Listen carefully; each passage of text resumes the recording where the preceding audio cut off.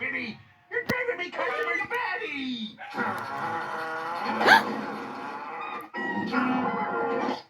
Well, I'm sorry you rubes can't enjoy jazz, but I'm practicing for a very important open mic night tonight. Well, practice somewhere else.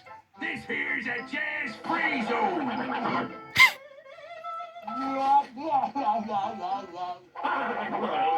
Fine. I'll take my music to the people then.